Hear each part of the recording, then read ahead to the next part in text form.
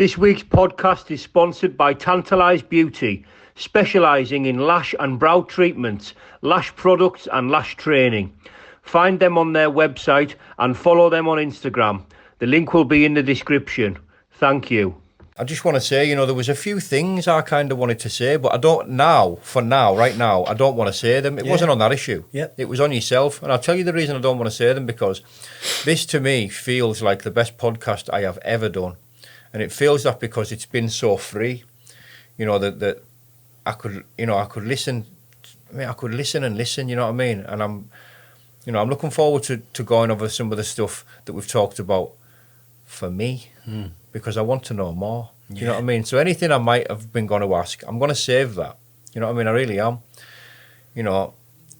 This isn't the end of the podcast, by the way. I want you to speak a bit more, and I want you to.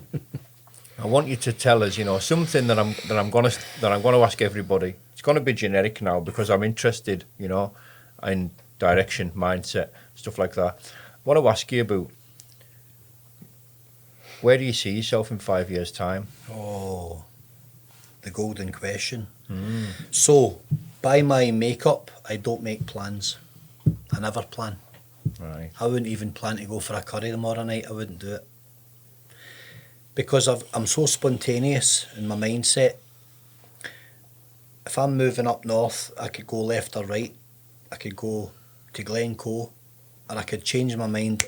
So how, if I may interrupt, I know you're savvy, and I know you've got a couple of, businesses, shall we say, forms of income, entrepreneuring type, mentality, opportunist things like that. So how, if you don't plan? Never planned in my life, Danny. So how do you could talk about this vision, this sort of clarity and vision. Okay. So how do you go from not planning, or what's the difference between not planning and having vision in something like a business that you can see taking off somewhere? Tell me something about that. I'm interested. So I've never done a business plan. I've never ever put any pen to paper, ever. Everything I've ever done's been in my head. I used to go for a curry to a place in the south side on a Thursday night, and I would drive by a premises that I loved. I loved the look of it, but it was a housing association office, and at one point it was a funeral parlour, and beautiful windows, and I used to say that should be a boutique coffee shop, that should be a little bistro, it would be stunning. But I never ever saw inside it, so I didn't know what it was like. And corner plots are notoriously difficult to get licensing on, and they're notoriously difficult by shape inside usually to develop. So one day I goes by and this first let signs up, phoned up, I says I'll take it. He's like, oh, you need to see it. And I went, no, I don't. He's like, what? Is this a wind up? And I went, no, I'll take it.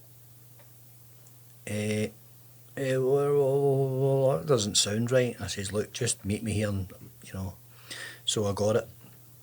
And I went inside.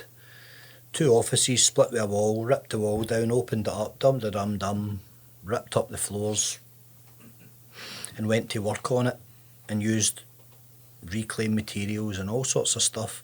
And I did every bit of it myself, colour scheme, the whole idea, the whole concept. Just simply with the idea or vision of you wanting it to be a coffee shop? Danny, when I was driving by, I could see it finished. So I spoke to somebody about this the other day, and they asked me, they'd heard me saying it before, and they went, can you explain? I says, I could see it finished, and I could see the people sat at the tables, and I could see the barista making the coffee, and I could see the cake display, and I could see it finished before I even had the keys to walk inside it. I have that ability. It's a gift. Now today it is exactly as I've seen it, and I can prove that. Because I sent someone a text message and I told them exactly word for word 2.5 years ago what it would be. But when I got the keys, I had a bit of metal in my shoulder, and I ended up with sepsis, and I nearly lost my right arm. And I was seriously ill in hospital, to the point where the surgeon said, we don't know if we can help you because you're really, really ill with this. And he asked me if my affairs were in order. So, anyway... So it dragged on, and it sat empty for a year, paying the rent and all the rest of it, undeveloped. I got sepsis a couple of times. And then I went in and finished it.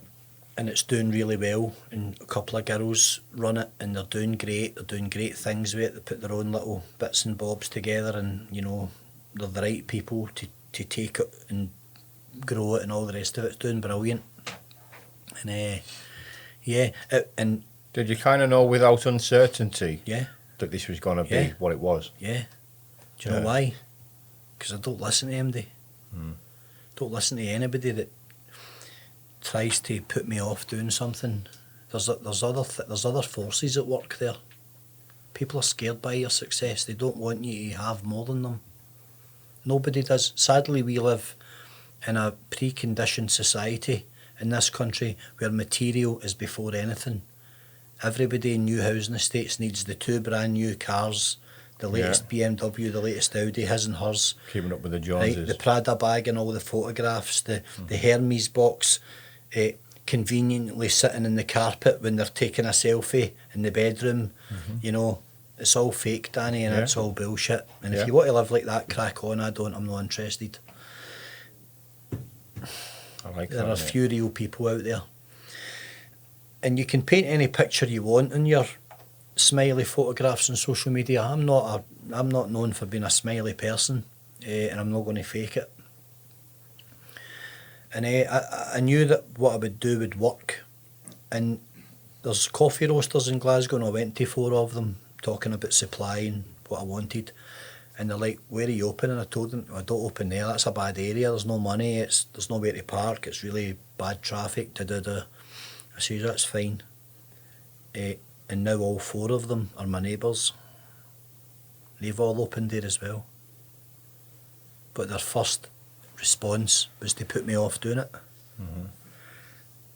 And at that point I would say, like, you know, you're wasting energy talking to me about don't do this, because when the wheels are in motion, I will go against the grain always. And I get a lot of satisfaction, not from anyone saying, "Well done," patting the back. I'm not looking for that. I've got no interest in it. It's for me to tell myself that that the feeling that I had was right. I know that I could create something magic here. I know I could create something with real life and breathe real life into that premises. I love property. I've always loved property and developing it. And I just know that I can go into something, an industry that I knew very little about, and I knew I could do it successfully. And it's still about that competition thing. I'm going to make this work, regardless of anything. And the timing of it was terrible, Danny, because the COVID thing happened, which I hate talking about because it's not my thing. And I was trending everywhere for doing an exposure in Glasgow and exposing what was going on in Glasgow. So I was targeted, and that place was targeted, and all the rest of it. I was targeted by haters. I was called a racist when probably half of my mates are from ethnic groups, and who gave me great support during that time. Got a lot of support from, you know, the Sikh community in Glasgow, and got a lot of great friends all over the world from other ethnic groups and backgrounds. So for idiots that don't know me to make statements like that, unfounded, you know, that kind of used to rile me, but today it doesn't. And only your karma will tell you that. Only you will truly know if you're telling the truth. So if you say to me, "Alex, I no longer do this or that or the next thing, or I'm free from that baggage," only you'll know if you're telling the truth. Yeah, exactly. And if you're lying to yourself, your karma will find you out anyway. Certainly Because will. that negative energy will come out somewhere. No matter how much you try and suppress it, It'll bounce back and get you somewhere down it the will line. come back. So you can't fake this. We talk about going on the journey. People say to me, "Alex, what are you talking about on YouTube when you say come on the journey?" And you talk about it, you know, the journey that you're on. And I say to people, somebody said to me, "Why do you call people brother?" He said, "Is that a Masonic thing?" And I said, "No, I know nothing about the Masonic thing." I said, "I call people brother because if they're coming on the journey, then it's like a brotherhood of people that want to break away, people that want to come back to life from 30 or 40 years of negative or not being the best version of themselves, or maybe living in a toxic relationship, and they want to come back to life, the life that they can live if they come in the journey. I'm not handing you a Bible. I'm not handing you an instruction book. I'm not handing you a leaflet or an education pamphlet or an indoctrination or a set of instructions. You have to do it organically. A couple of other YouTubers have told me that they wanted to better themselves, but they're not, because they're still neck deep in the mire of negativity. Mm-hmm. You cannot grow in quicksand. You can't. You have to be free from everything. Yeah. I can't preach one thing, Danny, and then go out there and rise to an argument with somebody. I can't preach one thing and go out there and engage somebody because he called me an arsehole. Excuse my French, but I can't. Yeah. I can't do that. And I'm not going to do it. Say, I don't care, sticks and stones, say what you like. Say anything. I've had the worst things said about me. There's nothing else you can say. Only will I defend myself physically, of course I will, any day of the week. But verbally and vocally, and tit for tat, I'm not getting involved in it. I don't care. Mm-hmm. Not everybody's going to like you in life, Danny, no matter who you are. Yeah. So true, mate. Jesus had his haters. You can't be everybody's cup and he of was tea. only doing the good work. Aye, mate. Apparently. Mm-hmm. Believe it or don't believe it, he was only doing the good work. And he had his haters. Everybody's got their haters.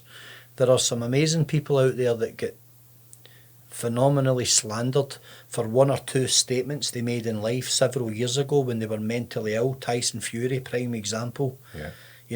An incredible human being, the 1% of the 1% that achieves that level of greatness. Mm-hmm. Fundamentally, a good guy, flawed character, loads of flaws, loads of great qualities, charisma and abundance. People want to remind him that he made a homophobic comment, when he was at the lowest ebb of his life. Yeah. 6 or 7 years ago or 5 years ago. People want to remind him of that.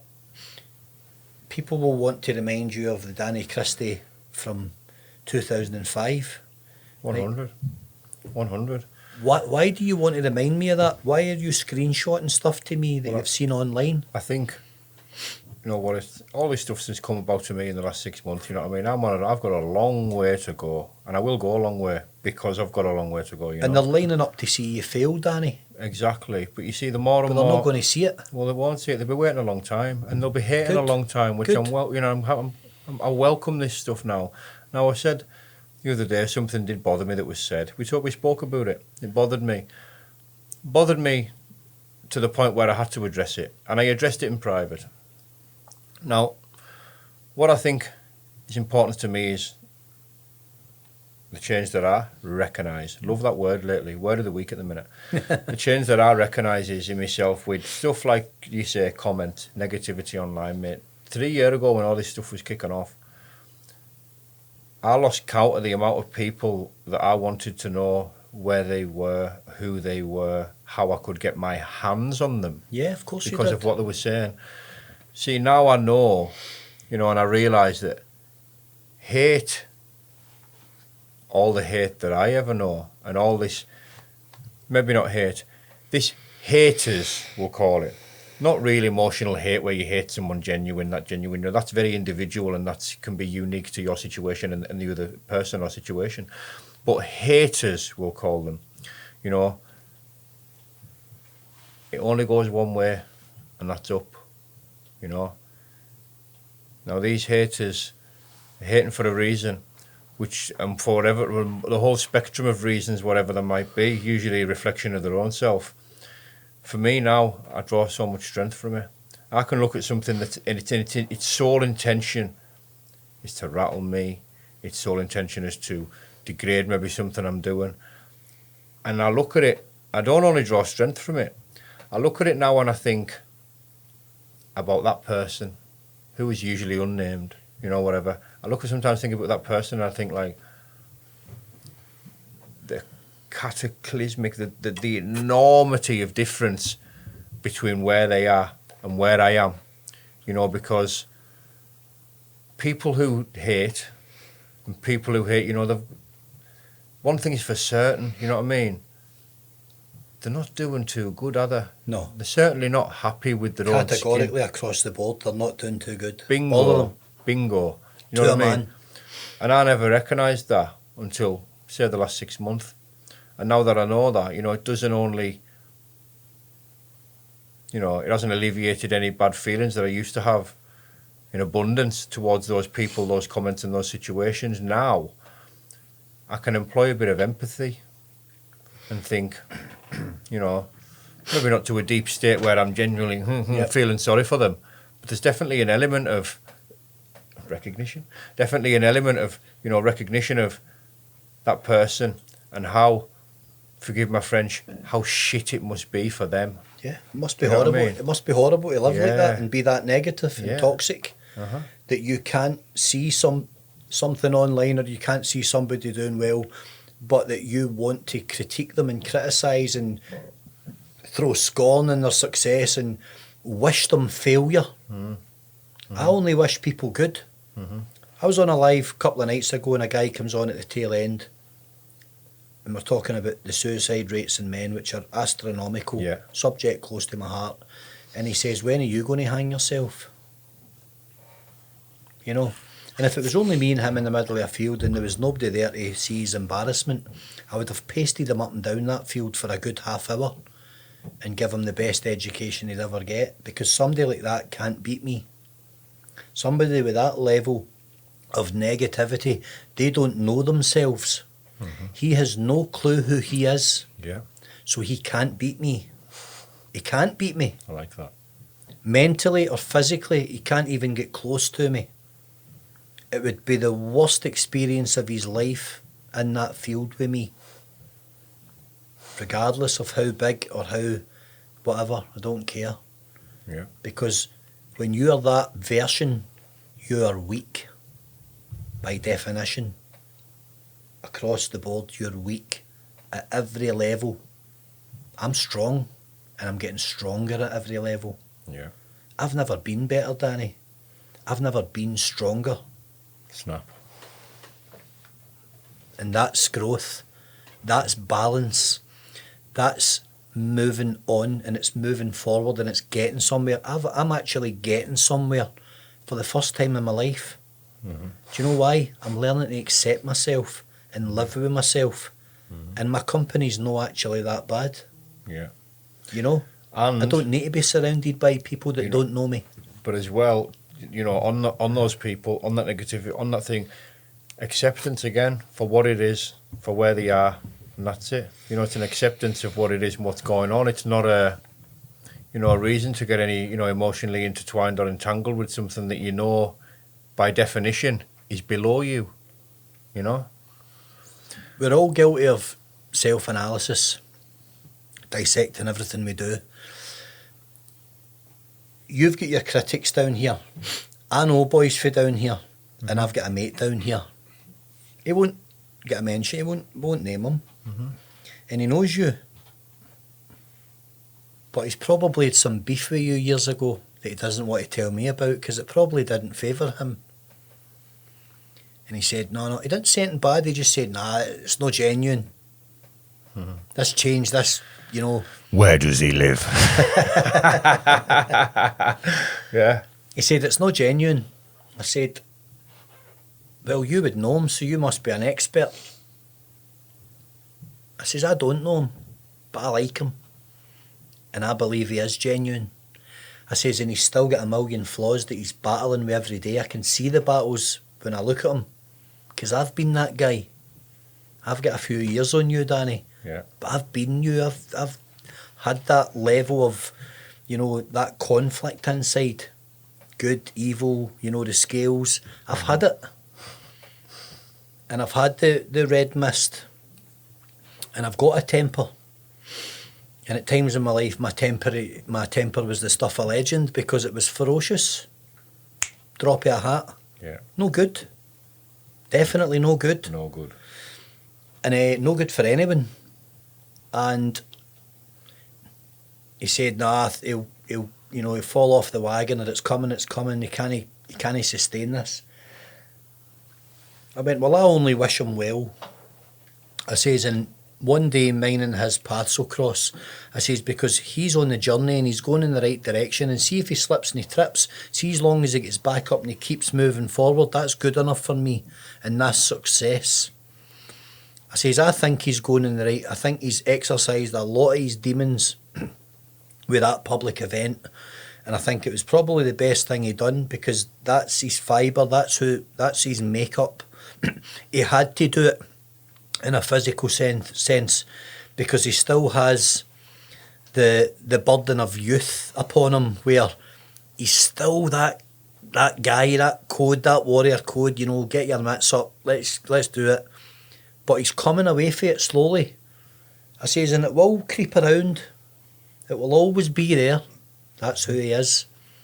I says, but see if he knocks all the other stuff in the head, then he's winning.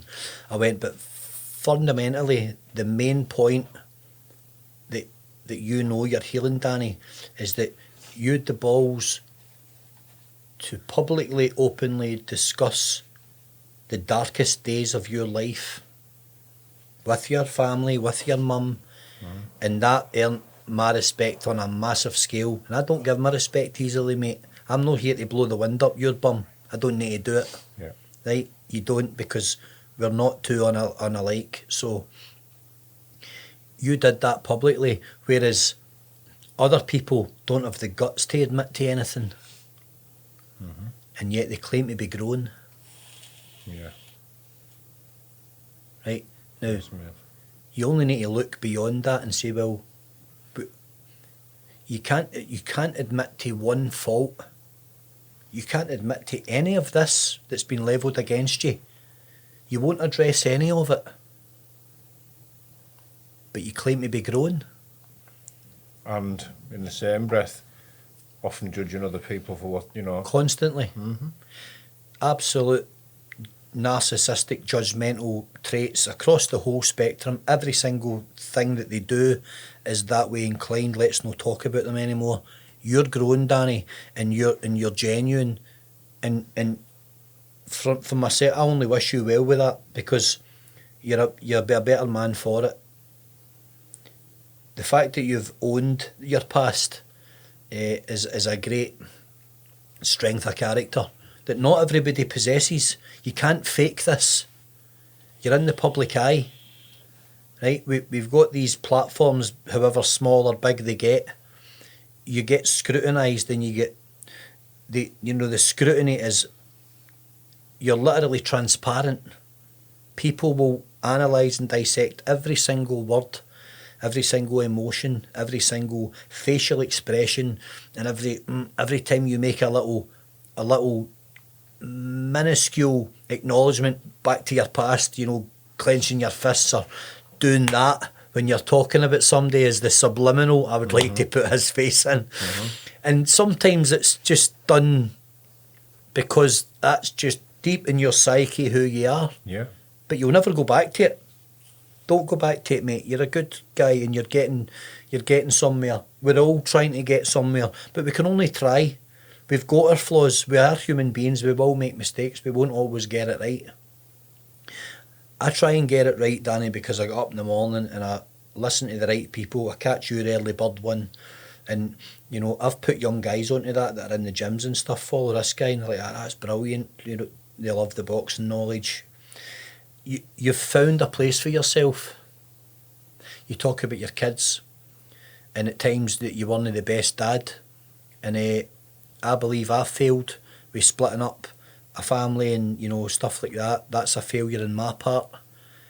The guilt I will have forever. That never goes. So You spoke about wanting your kids to know who their dad was and that you gave a good account of yourself after you knocked it all on the head and moved forward. This is the real Danny Christie. This is me. I want you to know that I restructured myself for you guys, you know. That's a massive undertaking when you're as volatile as you have been at times in your life by your own admission, you know. Nothing I say is meant to offend. I'll only say what you've already told us. Yeah. Your story's a great story. If young guys pay attention to it, then they can avoid a lot of the car crashes that life throws at you.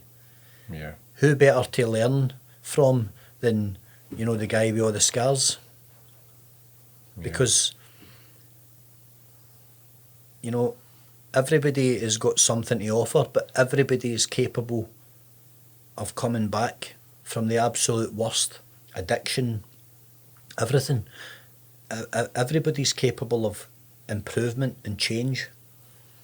We may never achieve the dizzy heights, you know, of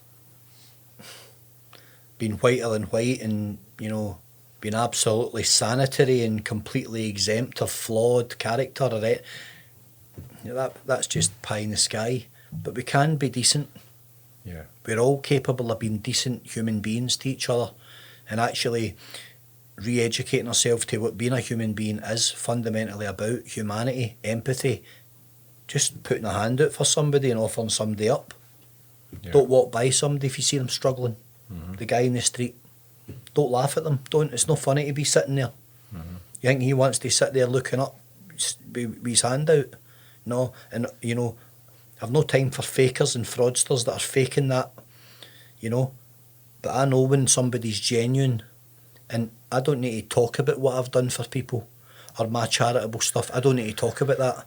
I know, and them up the road know. Yeah. So I'm good with myself in that level.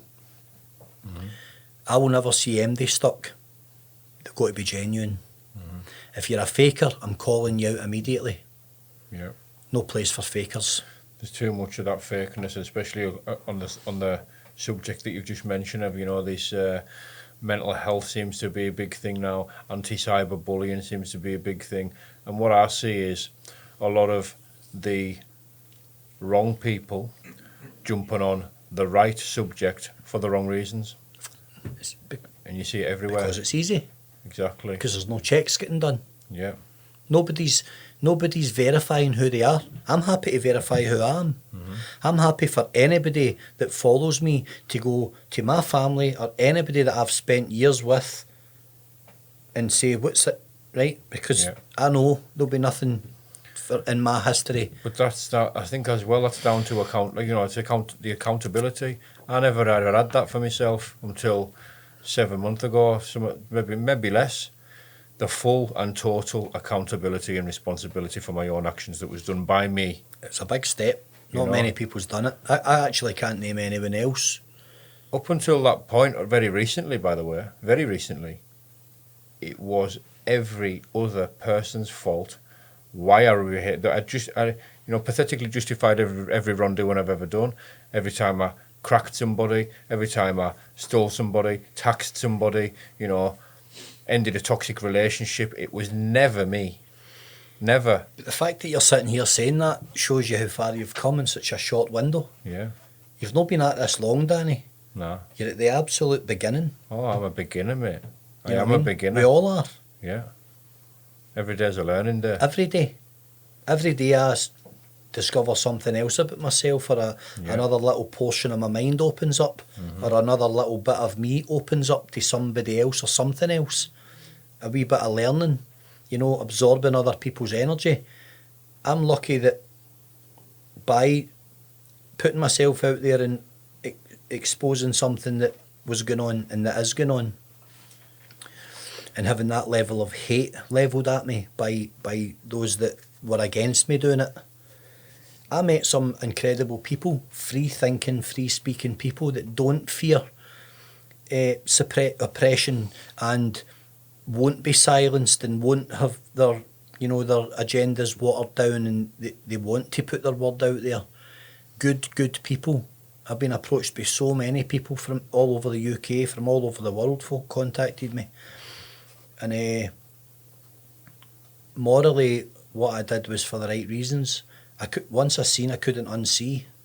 You know, you can't be in denial that these absolutely horrific events are happening in the cities that we live in, because Britain is such an easy place to commit criminal activity in. The directive of our constabulary, you know, our law, our police, Scotland and the Met, their directive is one of revenue gathering. They're a corporation. They're a corporation driven by profit. They've got bills and outgoings like everybody else. And only a fool would think that 2 traffic policemen in a car don't have a daily tariff that they have to hit. That car and their wages has to be paid by somebody. And the unsuspecting member of the public is easily fined £100 a time. And a car like that can stop 200 people in a day. That's an awful lot of revenue. Right. And I'm not a big fan of modern police and the amount of corruption that we're exposing within that organisation. I'm not a fan of targeting innocent members of the public who go about their business, do no wrong, earn a mediocre living and then have to part with stuff because they inadvertently broke a rule or inadvertently, unknowingly committed an offence. It's all problematic, and sadly the public are always persecuted wrongly most of the time. And if we don't use our platforms correctly and we don't continue to speak freely and not have any fear of finger wagging and slander and reprisal, then what's the point of doing it? People have said to me, you could have a quiet life, you could have a good life and disappear into the sunset. And that's not me. It's just not me. I cannot abide injustice on decent people. I can't abide by it, Danny. It infuriates me. And I know there's other people out there that have built massive platforms and it's all just about money and wealth, and I don't want anything from anybody. I just want to make sure that if I see something and I know it's happening, that I will never have fear not to go out there publicly and talk about it. There are a lot of real problems in society, and if we do nothing, then we're enablers, we're part of the problem. And when people go against, when that small percentage of people turned on me and said, oh, this is all, you know, lies, or like, I don't need to put myself out there and do what I did. I did it at great expense to myself, at great personal expense to myself, and I stand on every single bit of it. And now today, you know, a year and a half, 2 years down the line, it's all coming out in the wash about all the secret investigations and all of the stuff that's going on and all of the stuff that was swept under the carpet. And those problems are massive, and the level of criminality with exploiting people is massive. And yet when the police wanted to talk to me about the stuff online and they wanted to scrutinise my videos word for word and hit me with massive lists of questions that I had to answer for those upstairs who I just ignored,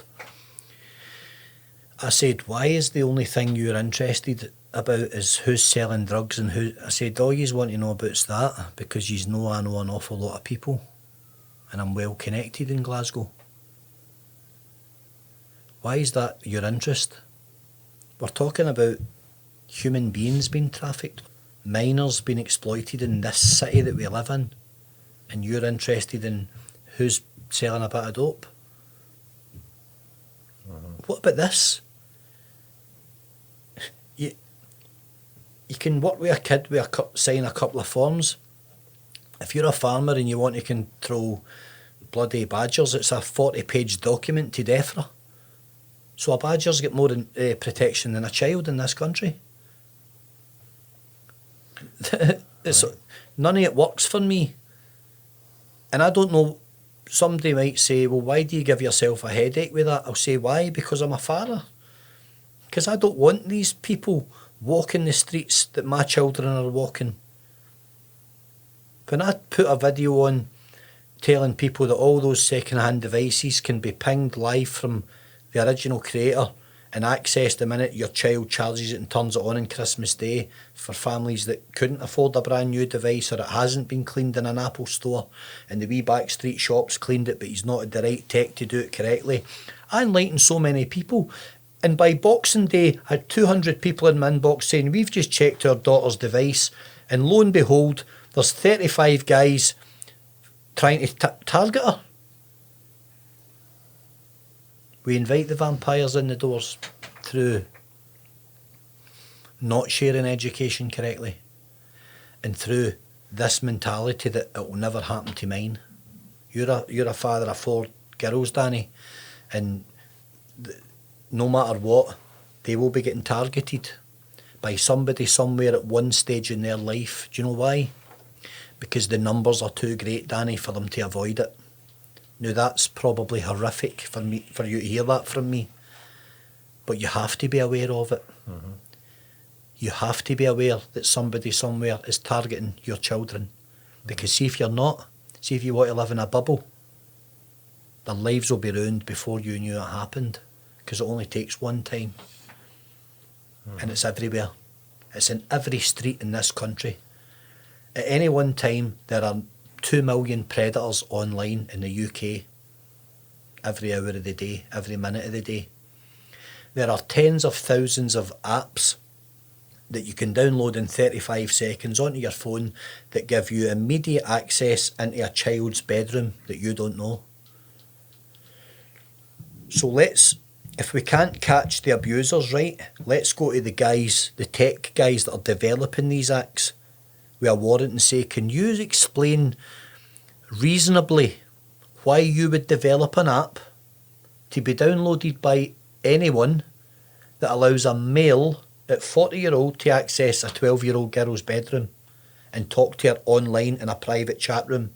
Can you tell us reasonably why you would develop that act and why somebody like Apple would license that for downloading? Because I don't have an answer, Danny, do you? No. Like, what purpose does it serve? Mm-hmm. I believe in capital punishment for sex offenders and child molesters. 100%. Likewise. If you engage with a child, why are you not immediately remanded?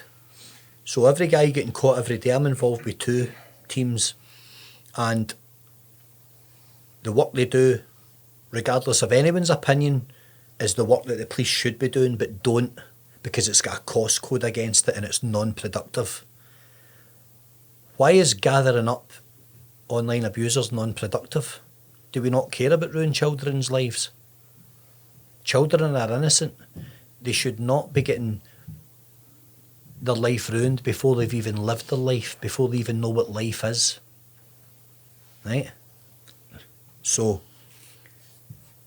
there's a real glaring error in the way the Crown Prosecution Services deal with this, because you can commit 5, 6, 7 offences before you get your first custodial if they're child offences. I could show you 100 things on my phone right now of men our ages that have downloaded 100,000 images of children being moved it onto other people for profit and got a suspended sentence. But a guy that's been caught with 2 ounces of Charlie has got 7 months or a 2-year sentence and had 20 grand took off him, because you're not allowed to have money, but you're allowed to destroy children's lives. And it's so blatant, and it's so blatantly that way, it's black and white. All the offenders can keep committing until eventually the judge is kind of forced to give them a sentence. It's to the point that it's ridiculous, the way they're handled. So I want immediate remand for a first offender. And this is why. If I'm on an app and I'm going to meet a 12-year-old girl at a Premier Inn, and I've told a 12-year-old to get on a train, this is what the decoys are for. People say that's entrapment. It's no entrapment. If you're a man, you shouldn't be engaging with a 12-year-old on an app. Mm-hmm. So it's no entrapment. If you believe that's a 12-year-old, that's no entrapment. Doesn't matter that it's a 40-year-old decoy. You have solicited a minor to take her to a hotel room, and yet the courts play it down. Something seriously not right there. Who sets the tariffs? The judges and the council. The law council set the tariffs. So why are the tariffs so low, but a heroin addict that gets caught stealing 6 bottles of shower gel out of boots gets 6 months? He's a heroin addict. He's an addict. Treat his addiction, don't put him in a cell where the first thing he'll do when he goes in is require Suboxone and go on to jail gabapentin and pregab, all the stuff that's available in jails, and he'll develop other habits. He'll come out addicted to tramadol and every single thing he can get just to keep that urge down with a smack. So the jail's full of guys like that nicking shower gel, but all the beasts are walking the streets. It's all wrong. It stinks. They set the tariffs low because see when all those old creepy old judges get caught, they don't want to do a jail sentence.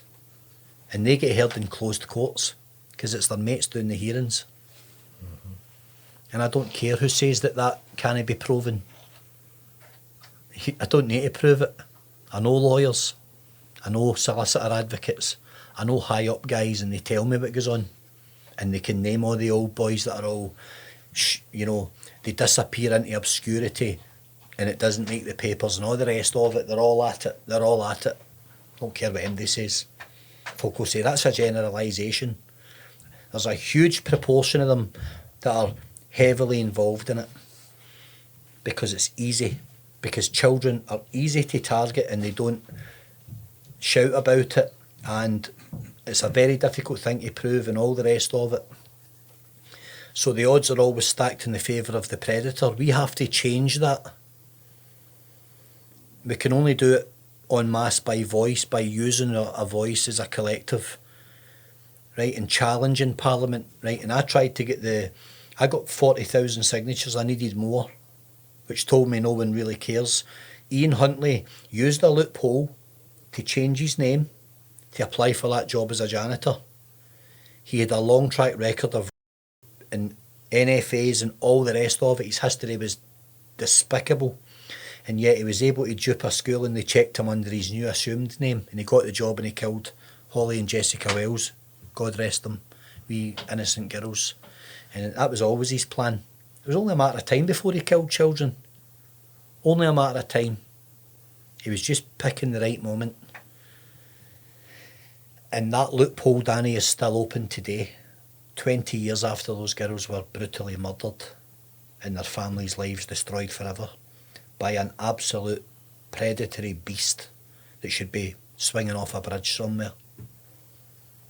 Mm-hmm. That's everything that's wrong, and it's everything why I go online and why I do it. And it really, really, fundamentally is one of the things that drive me most to be successful and have my voice heard and take the bullets, because people fire bullets at you, believe me they do, and I don't care. I don't care. If you're more interested in firing bullets at me and bad-mouthing me than looking and reading into what I'm saying, you don't need to like me, but you do need to agree with me, because it's right there in black and white. And if you care more about bad-mouthing me and trying to make me look bad than you do about changing laws to protect kids in this country, then you're an enabler, you're part of the problem, and you're every bit as equally as much of a scumbag as they are that's doing it. You're just part of the problem. I have to agree with a lot of the stuff you just said, and I think it's been a very brave thing to come out with, and that I would say, and I know it's something you've been actively involved with in that for a while. I salute you, mate. You know what I mean? I really do, because it's rare. that this stuff's even discussed. It's everywhere. Never mind. I mean, the stuff that you've Yeah. just discussed in the light that you've just discussed it is rare to almost non-existent now. You know, people actively, not just discussing it, actively trying to do something about it. You know, as you were. You know, and I salute you, mate. I really do. I salute you, mate. And I'm gonna leave that specific topic there. Yeah, it's a dark hole to go into. It is a dark and one, it's not mate. a healthy one, Danny. No, it isn't. When No, my it isn't. public page before Facebook took it down, 180,000 people on it, had 50,000 messages in a matter of weeks. And we all need to wake up. We all need to be more aware. It's everywhere. It's so easy now because online has linked every single human on the planet. I can make up an email and it will land with somebody in China, guaranteed. I can phone anybody anywhere in the world. I can go on Facebook and instantly speak to anybody anywhere in this, what we live in. Billions of people, we're all linked by this wire, this imaginary, this internet thing. Mm-hmm. So everybody's linked, so how easy is it? It's so easy. It's so easy. Yeah. And that's what's terrifying about it.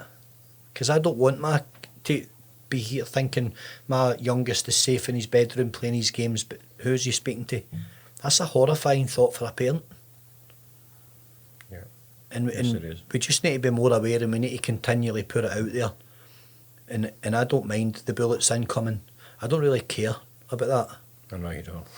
Right? Because you are part of the problem if you want to wag your finger at me. What are you saying that for? What are you doing sitting in the house saying nothing?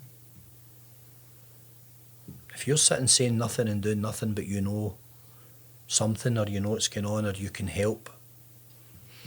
People walk by and they live in their bubbles, Danny, and I can't get my head around it. Maybe some folk just don't want to smoke, that's fine as well. Yeah. Well, I really appreciate you raising some awareness there, mate. I must admit I do, and it was fascinating, listening. But like I say, Yeah. a very deep, dark, It's unhealthy. rabbit hole of, unhealthy information there. Yeah. For anybody to get actively involved in. Yeah. Like I said before, mate, I do salute you. Aye. I think I need to rephrase my question that it seems like I asked a little bit of a while ago, on a positive note, Where would you like to be in 5 Where would I like years' time? to be? Bloody hell. Where would you like to be, brother? Maybe keep that for part 2. Aye. Let me think, where would I like to be? I'd like to have more balance. I'd like to be really healthy. I'm enjoying getting healthy. Still got a bit of timber to shift. I'm a glutton. I love a curry. I like to see people grow. I love talking to people that are on the journey as well. I love bumping into people, meeting people. I love folk that reach out and contact me and say, you said something and it's really helped. Or a guy told me, he's like, you said this, it's changed my life. I went, really? He went, it's changed my life. And I went, well, I'm grateful. I went, but you did it. You did all the work. I just said something. Yeah. So have some pride for yourself, take some. Give yourself some credit. Aye. And he's trying to give me the credit, and I said, no, you did it. And that guy, lately, past week, excuse me, people contacted me and saying, a guy, I went and bought a punch bag because you're doing that, and I feel great after 5 days. I went, brilliant, there you go. He's like, I don't know why I never done it before, and I've cut a few beers out through the week and I feel it, and I'm eating this, and I'm only trying to speak in layman's terms, Danny, because that's all I can do, right? You've got great grammar, you articulate really well, you're a great speaker, and you're an interesting speaker, you're good to listen to because you've got a good vocabulary, and you're not scared to throw some big words in, and you're not scared to use terminology that some people might go, I need to Google that, what did that mean? And I like that. Mm-hmm. You're not scared about getting tongue-tied. No. That's a confidence trait. And so good speakers are always interesting for me. And I just like people that are prepared to put themselves out there and spread the word as long as they truly believe in what they're doing, like I say, you can't fake it.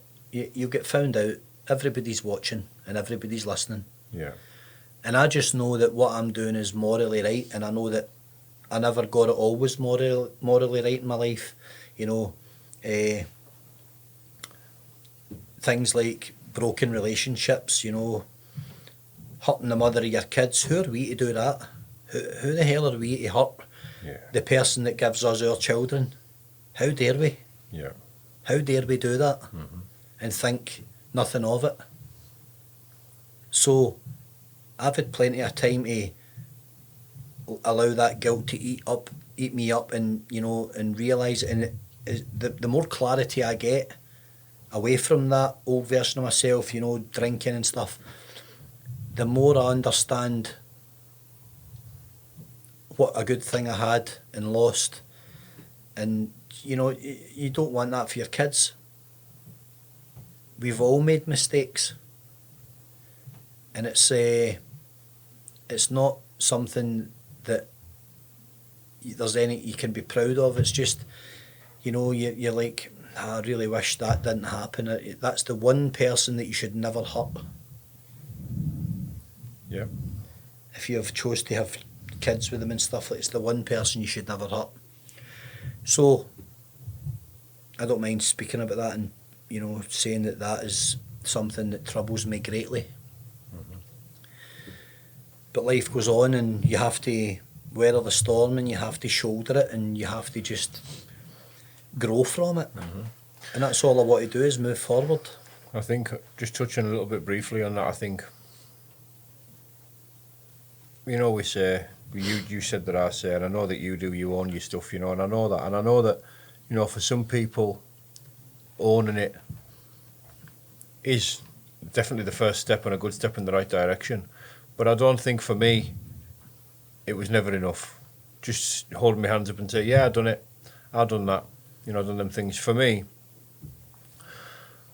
it's about constantly learning about yourself, but it's also about, for me, it's about, I mentioned this with Billy Mowie, you know, it's about recognition, love that word, and it's about, it's about noticing, you know, instead of repeating that word. It's about noticing and being true to yourself, that you have to not just admit it, but be sorry, not regret, you know, be sorry, and pay the emotional debt, you know what I mean, to yourself. Do you know what I'm saying? Every day. To really recognise what you have done. And it's not about regretting it. It's not about, you know, regret's a horrible place to be. You know, what's done's done. You know what I mean? But if you can recognise, if you can notice, you know, that what you done was bad, you know, just holding your hands up and saying, yeah, I've done that. That doesn't mean that you shouldn't have done it as a person. You know, It doesn't mean anything. It doesn't, mate. You know what I mean? To step in the right direction, owning your shit. You know what I mean? I kind of respect people who do that, you know, especially in comparison to the people who don't. But to pay that emotional debt, not only to the person or maybe that you have caused harm to, because you can only do so much with that. You can only do your part in trying your best to pay that debt towards an individual. But I think you can certainly pay to, you know, work on paying that debt towards yourself and recognising how bad it was. And like I say, paying that emotional debt to yourself, you know what I mean, which has been so important to me. Accountability, responsibility for my own actions, and accepting them in full. The things that I've done were done by me. Yep. For my own reasons, down to my own character defects. Nobody else's fault. You know what I mean? Could have been 1,000,001 or 2,000,001 things I could have done other than what I done, but I chose to done that me. You know what I mean? Yep. And you need to recognise them things, Absolutely. mate. Big part of it, isn't it? I made the mistakes, I got it wrong. Nobody else, just me. Yeah. We do things because we want to do them. Yes. And then the aftermath is now. Having all this time to think, you know. That's it. About hurting somebody that cared for you, or you loved, or they loved you, or, you know. That's it. And it's one-way traffic, because you can't say that I can't say that somebody hurt me or made me make mistakes. It just... But this is a process. It's a process. You know, nothing happens overnight, especially with growth like this that we're talking about, this journey. It's called a journey for a reason. If it wasn't called a journey, if it wasn't a journey, you could achieve it in 20 minutes. You know what I mean? It's called a journey for a reason, and I think, you know, I don't worry so much anymore. You know, but, you know, it's like I say, it's a journey. The best way I can put it is, today is the tomorrow that you were so worried about yesterday. You know? That's it. Yeah, that's like anxiety. Yeah. Everybody's so worried about everything. Yeah. An interview tomorrow and they spend the entire week flapping. And I say to them, what have you achieved with all that energy you've used flapping for 5, 6? Nothing. Could it not have been used elsewhere? Where your focus Everybody's goes, mindset's your wrong, energy Danny. flows. Yeah. Mindset. Change your mindset, change your life. I like your videos on mindset, mate.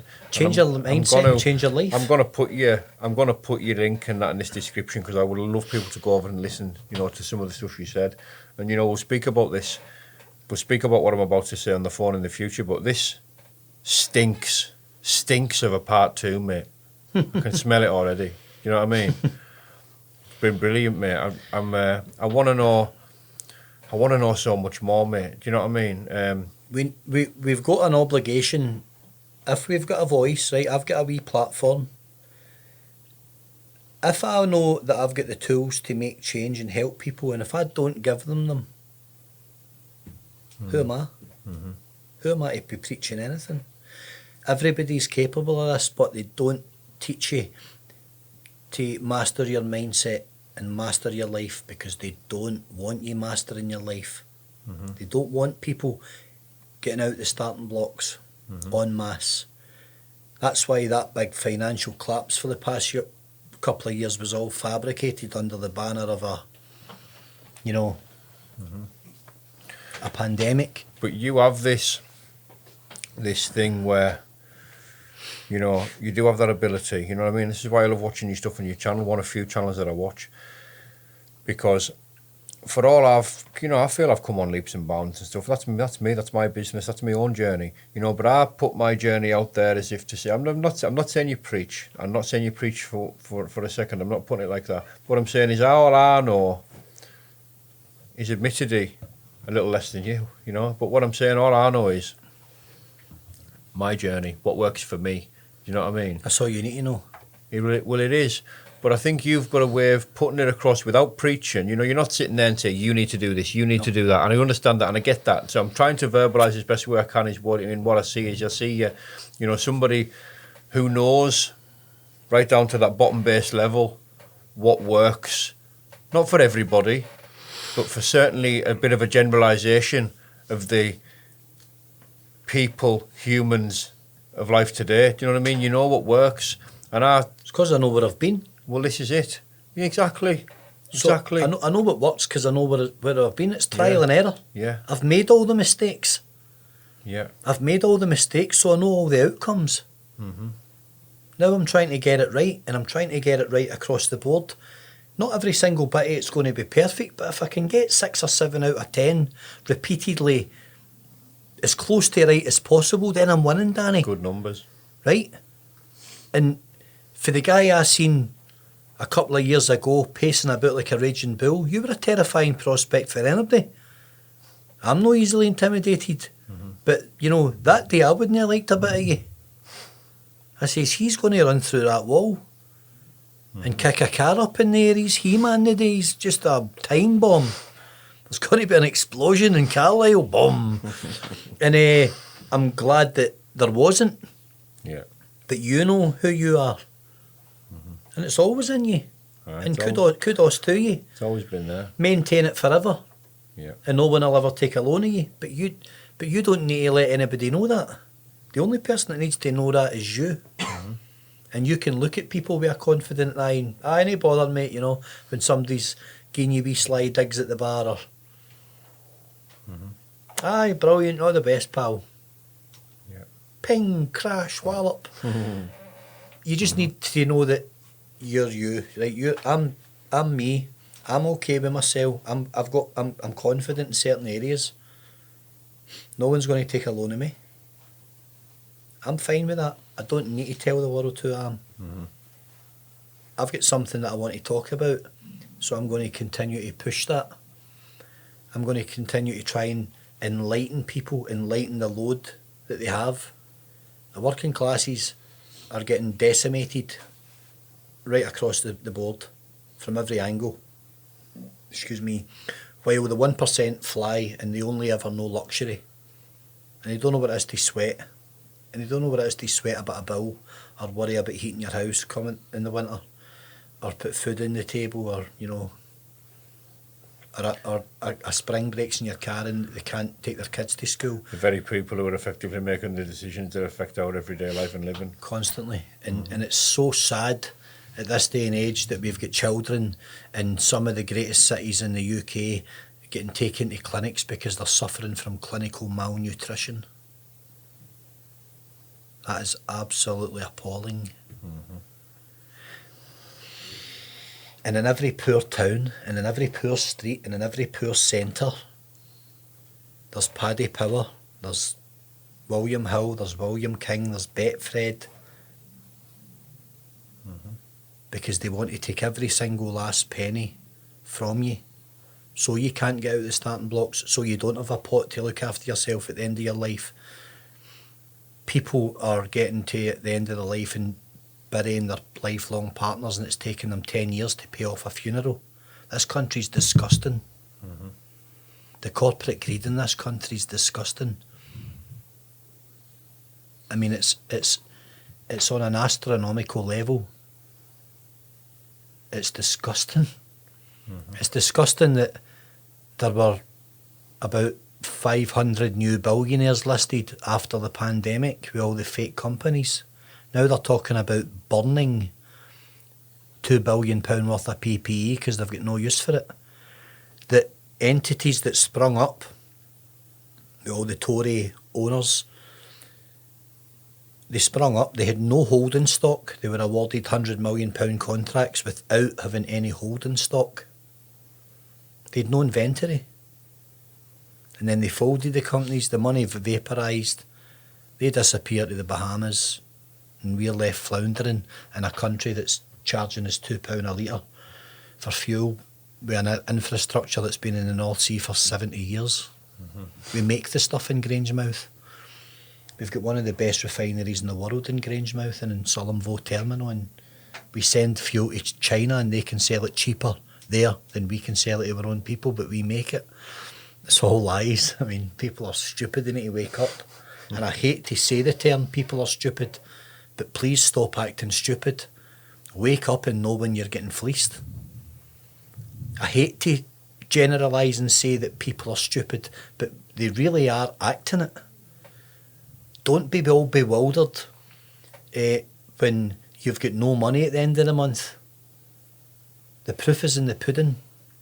If you work 40 or 50 hours a week and you pay your rent or your mortgage and your car and feed your kids and clothe them and da-da-da-da, gas, electric, this, insure your washing machine, insure your Hoover, insure your microwave. I mean, you've got microwave insurance. Just go online and look. It's insanity. They're 50 quid in Tesco. And the end of the month, you haven't got money to go to the pictures, but you've slaved for a corporation that are not sharing the pie with you. It's an incredible system that they developed in Britain. It's an incredible system of deception, because it actually lets you think that you're contributing to society, but you're not. You're keeping a billionaire while you run yourself into the ground.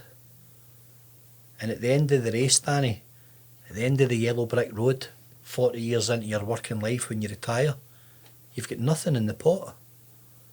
You can't afford your caravan down at Skegness or because you've got nothing to show for it. So what have you achieved? I hate to be critical. All right. It's a sad truth. But you've achieved nothing. You've just existed. And there's a massive, massive gulf of a difference between living and existing. I don't want to exist, Danny. I want to live, and I want my children to live. I want them to see parts of the world. I want them to see parts of the world that I've seen. West Africa, Sierra Leone, a conflict country, ravaged by diamond wars. I served there when I was 20, 21, 3 tours. Horrific. People getting butchered. You know, in another walk of life, and it seems like a lifetime ago, but I think about it every week of my life, being there and seeing children with their arms amputated and stuff like that, and their hands cut off by rebels so they couldn't serve a future Sierra Leone government. Just Africa's it's an incredible continent, but it's so sad what goes on there. And somebody somewhere's always making money where there's death. Where there's conflict, somebody's always making money. Mm-hmm. Conflict is money. Bullets are money. War's money. The business. But war never ends. And any guy that ever served anywhere, operationally, or saw horrific images, that war for them never ends. Never ever. You don't forget what you've seen. You don't forget seeing children maimed by adults in the name of,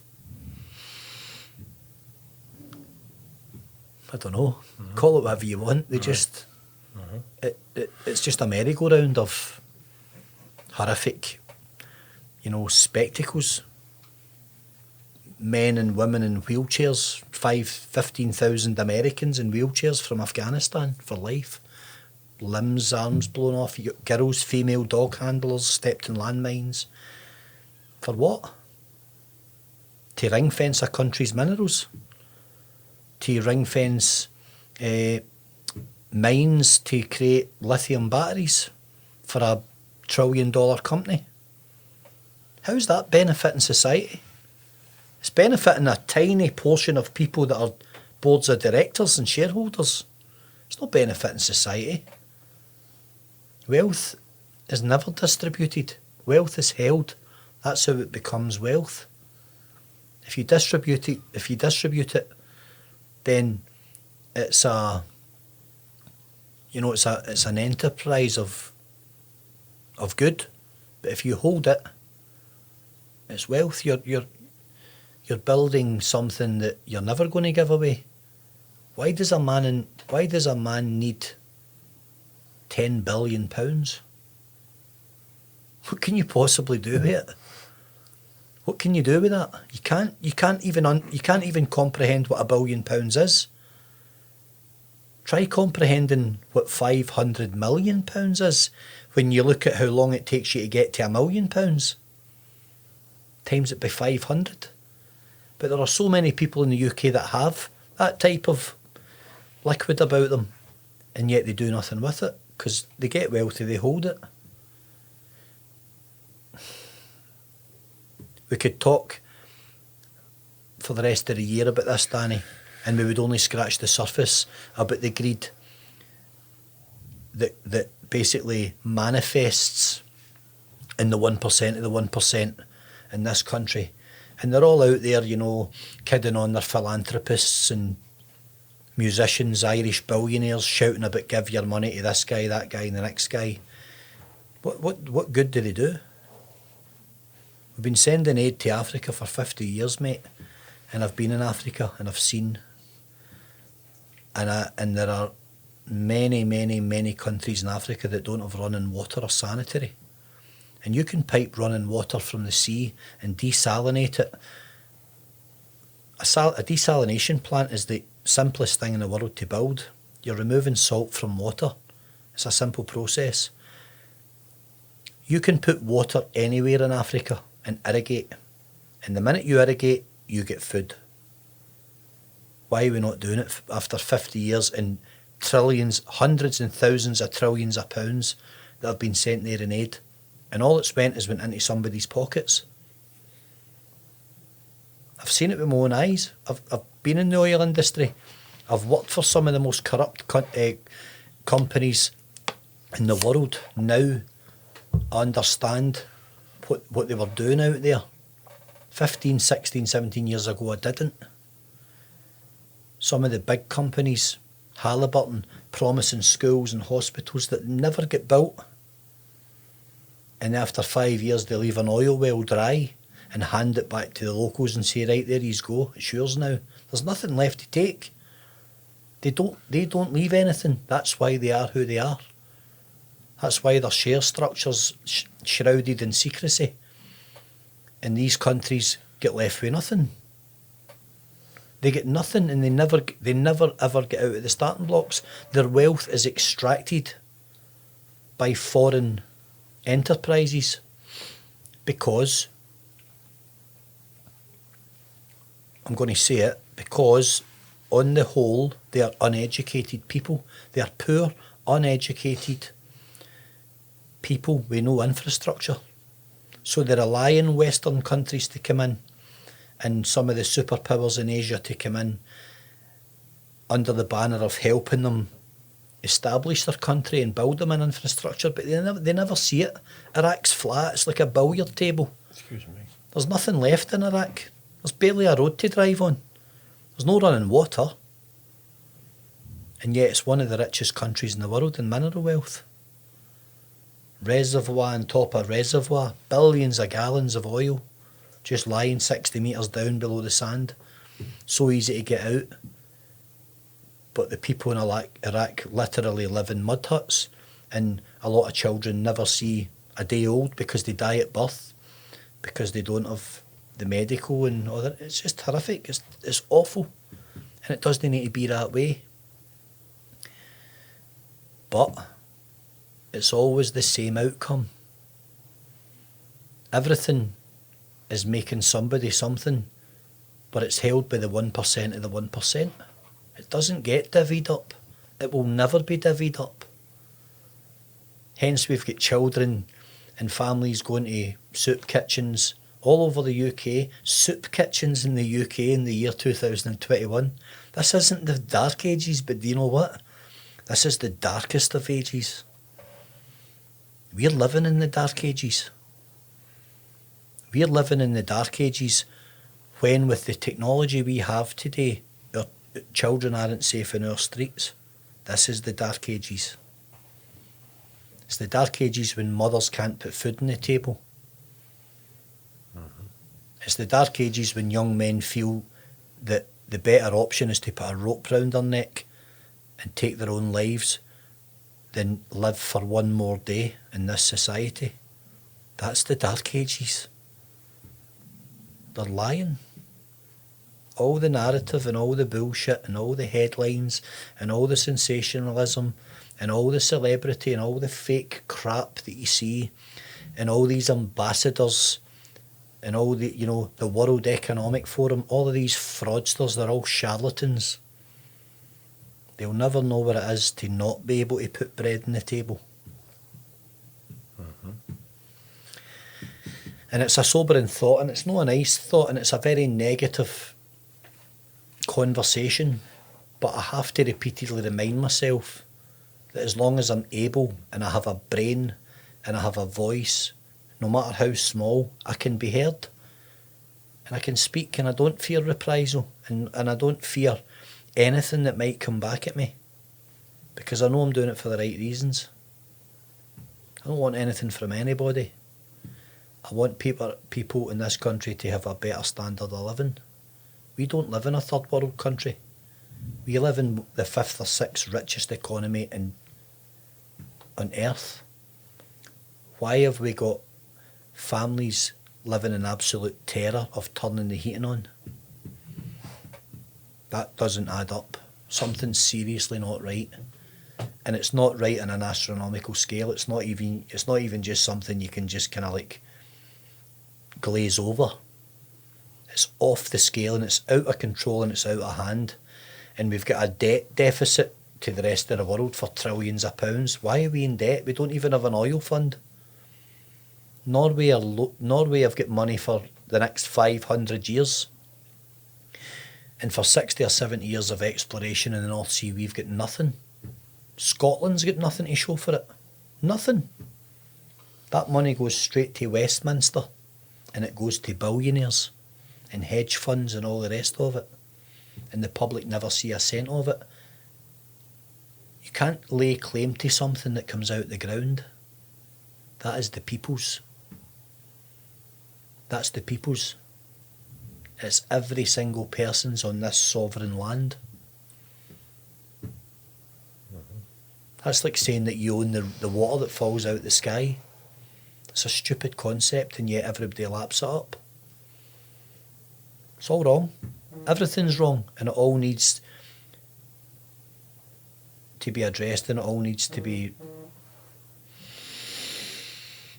reworked.